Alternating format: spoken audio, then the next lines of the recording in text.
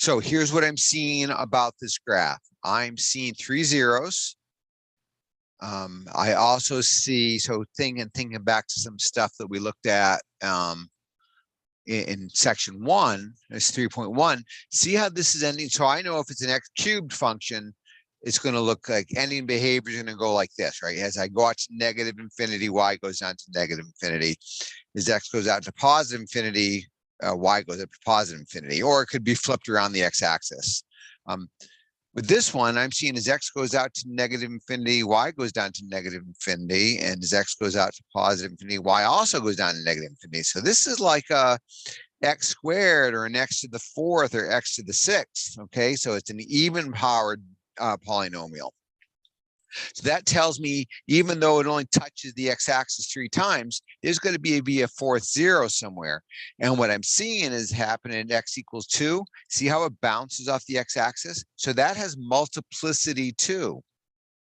So we're going to count that one twice. Let's see, how do you spell multiplicity? Multiplicity 2.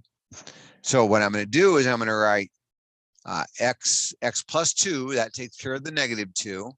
And x plus 1, because that takes care of the negative 1. And then I'm going to write x minus 2, but then I got to put an exponent of 2 there because it has multiplicity 2. Okay, and I don't know if there's a stretch factor there yet, so I'll write an A there. Here, let me stop the screen and clean this up a little bit. Okay, so then I see there's a y-intercept of, so check for if there's a stretch factor, right? I see a y-intercept of negative 2. So the graph crosses the x-axis or y-axis at negative 2.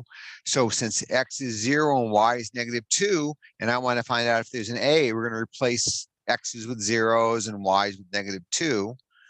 And A is still there. Now 0, I'll write it out. 0 plus 2 times 0 plus 1 times 0 minus 2 squared. So that's going to give me negative 2 equals A times 2 times 1. And negative 2 squared is 4. So that's going to give me negative 2 equals A times 8.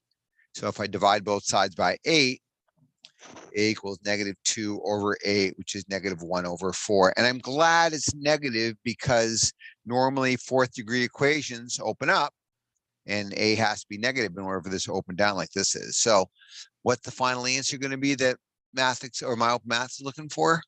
They're looking for the negative 1/4 times that mess. And they don't want you to write y of x. They wouldn't write that in there. Okay, so look for bounces, look for wiggles. Go take a look at the post I made earlier in week 2. I just made it this morning, as a matter of fact, about what I'm going to ask you in the next exam. And if you're stuck, come see me. Love to help you.